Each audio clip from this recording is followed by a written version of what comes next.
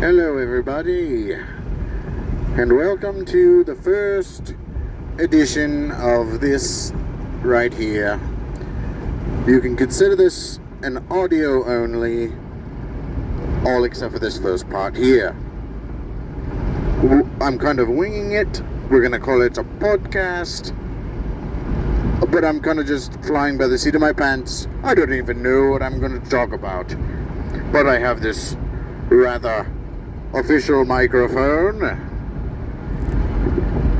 and it even does this.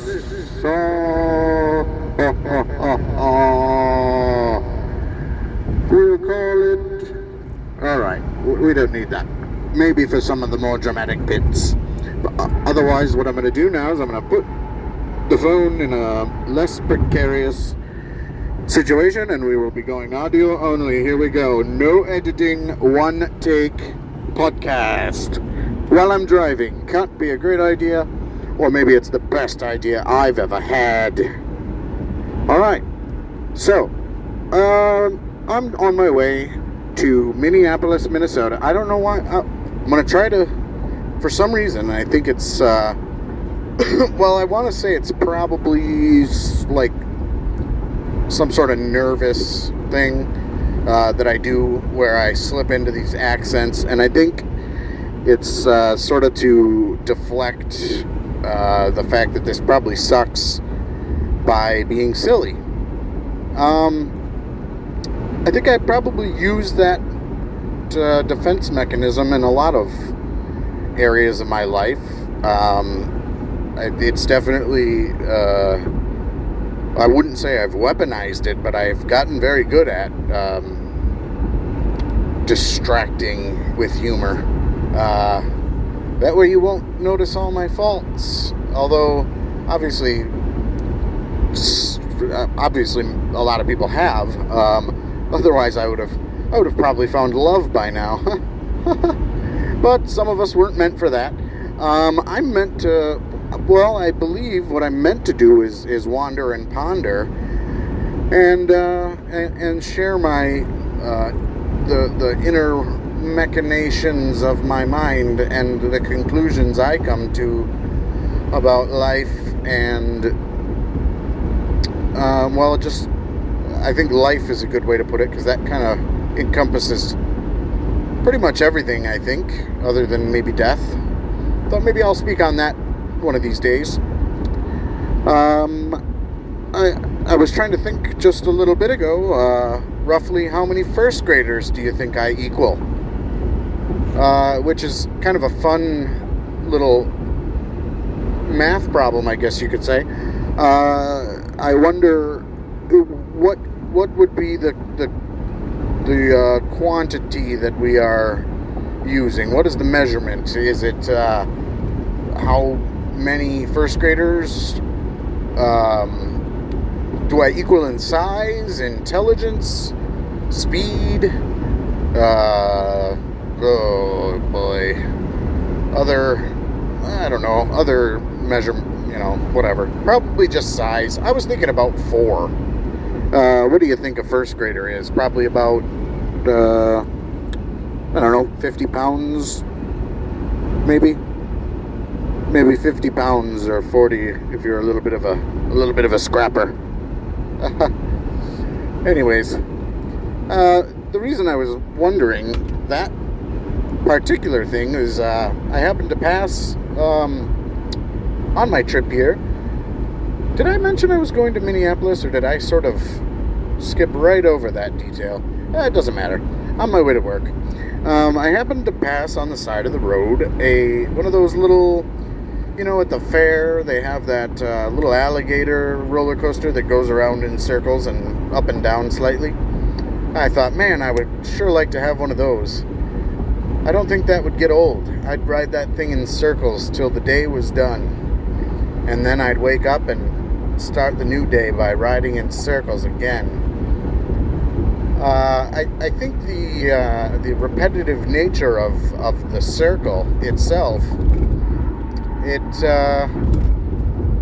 does something to the mind, and sort of a hypnotic type thing It allows you to escape into a realm of thought not so easily accessed when moving in straight lines or even diagonals. What the heck is going on here? I don't know, but it's a very slow-moving vehicle. It's not another ride, is it? Nope. Just some kind of... It's a fellow with a bunch of boxes. Real big boxes. I wonder what he's got in there. Probably some sort of precious cargo. Very precious. Precious to me. You're precious to me. Yes, you. If you're the one person that's listening at this point, you're very precious to me. And it's quite an interesting thought that I'm talking to potentially no one, and yet potentially millions. Doubtful, but potentially. It sort of brings me to a thought I've really struggled with a lot lately that's been kind of binding my mind, or at least tensing it with a sort of vague fear that nothing exists outside of my perception of it, and that everything around my sort of scope of reality is all that is reality.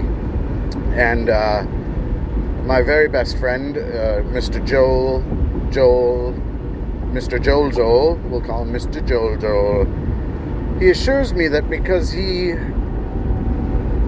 feels like he exists outside of my knowledge of him, that must, but that's not a very convincing argument at all. What does that mean to me? I mean, of course, that's exactly what someone who,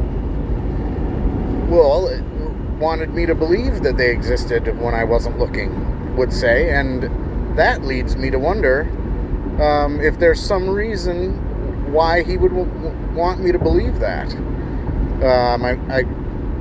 I would sort of think it's more of a sort of a self-soothing type thing to reassure someone else that you exist must in turn reassure yourself that you exist. But I don't know, if you feel it, then it is. So I mean, I guess you do exist, but ultimately we end up with the conclusion that it doesn't really matter. It either is or it isn't. Things either exist or they do not outside of my scope of perception. And whether they do or do not is of never mind to me, really. Which is kind of, it feels like a cop-out and it's a little bit boring, but I guess that's what it is. What else have I been pondering a lot? Oh, I started taking up this practice of earthing or grounding, if you will. Basically just being barefoot in the grass. I mean, that's as simple as I can put it. So it's, far be it from me to do a very good job at summing something up so it is easily understood by anyone. But it's something to do with the charge of electrons in your body is overwhelmingly one way or the other, and being connected with the earth, that's how we sort of relieve ourselves of building up too much charge in one direction. And it's not good for some sort of reason, I guess. But it sounds a little bit like some pseudoscience-y hobnobbery, but the National Institute of Health even wrote, has a whole thing on it. So, I mean, that leads me to believe that there's at least some credible study of science to go along with the claim. And at the very least, it certainly can't hurt to go be barefoot. Plus, I kind of like it. It does make me feel just better just because I like it. So if that's the only benefit, I mean, that's good enough for me. But what the National Institute of Health and some others would have you, well, I don't want to say believe, because that makes it sound sort of like, ooh, you gotta believe, but it's good for your circulation, it helps you sleep, wound healing. If you have any wounds, just go ahead and put your open wound up against the earth and watch miracles happen. What else? Just inflammation in general. So that, I mean, heck, it's worth a try, if you ask me. I don't see why not. It's one of those things. And interestingly enough, that kind of leads me to that thought. That's what a lot of people would say as it pertains to maybe, religion, I guess. More specifically from my experience, like that of the Christian, which is stemming from the Abrahamic line. And if you're listening, Mr. Jojo, you know I'm about to try to fit it in.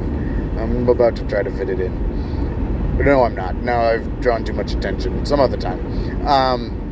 But yeah, the why not? Because it's not gonna do you any harm to believe. But to me, I feel like that's disingenuous, and I'm not sure if it works that way. And if it does, that seems a little chintzy, but I can't really trick myself into... I've gone too far to where I don't feel like I can come back around full circle and truly believe. I'm not saying it's not true, or that I strictly don't believe it, which at one point I definitely would have said that, but I'm not saying that now. I've come to a point in my life where I just realized there's a lot more to everything than I used to think there was. And the very nature of reality is, at the very least, subjective, which, I mean, that alone is enough to have me sort of pondering all sorts of different things I would have sort of poo-pooed at an earlier point in my life. And it's personal, and it's subjective, and it's really open to interpretation. So, I mean, it leaves the door wide open to a great many things. And I do think, one thing I do think for sure is that there's a great power in belief, and I don't actually. I guess I mainly mean that in a sort of metaphorical way, because if you believe, you can whatever. But I think there's real, actual power that maybe we kind of drifted away from or forgot how to tap into. But if you get enough people believing in one way, that's a powerful thing. Just think about, gosh, I'm going to have to look this up, but something about, excuse me, whenever, some major event, say from something as simple as the Super Bowl or 9/11 or 9/11 not as simple as the Super Bowl. That I was trying to jump to the other extreme, but either way, you got a lot of people sort of focusing their attention and their thoughts and feelings, prayers even, if you will, and that has a real effect on things. Some kind of dang Geiger counter, or I don't know, atomic clock, who knows? I'll look it up and come back. Some kind of thing, though. Yeah, you could measure that shit, legit. And that's saying something. So all this nonsense about thoughts and prayers that I used to think was pure nonsense is, I think, far from nonsense. Actually, it's just you got to have a lot of thoughts and prayers focused in one direction to see any real effect. It's hard to see on an individual level. But also, just the other day, as I had a God radio station on for some reason. I don't know. I just did. And I got to thinking,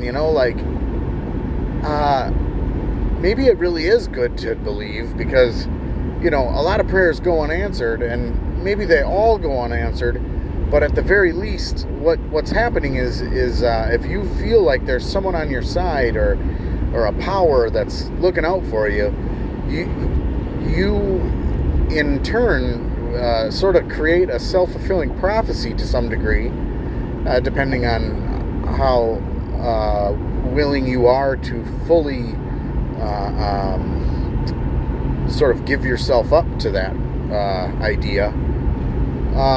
And even if it is just through your own kind of, it would be almost like tricking yourself. I mean, even if it is only through that, and it's a self-fulfilling prophecy, that's great. And maybe we shouldn't be so quick, at least those of us like me, and I know many others at one point, I'm an atheist.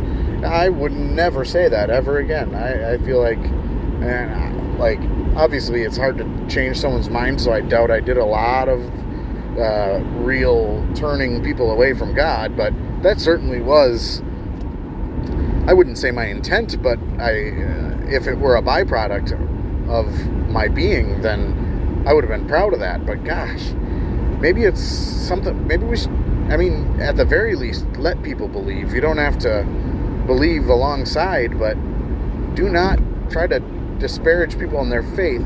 However, then we're going to get into the, it's when your belief affects my way of life in some sort of measurable way, I guess, because we can't have that. We start to have ideas. All right, so actually I'm going to cut it off there, because I could go on for a million years, and I'm about to start getting into perspective and sort of how, as it pertains to kind of politics and woke culture and all that kind of stuff. So for another time, this is me, Michael, Metaverse Mike, signing off. I hope you enjoyed this audio only, except for a little bit in the beginning, version of a podcast. You know what? I think I'm going to dial it in the future, and really come at you with some hard-hitting ideas and thoughts. And maybe someday someone will join me. Anywho, get like and subscribe or some shit. That'd be great. I love you. You potentially one, potentially none, potentially everyone under the sun.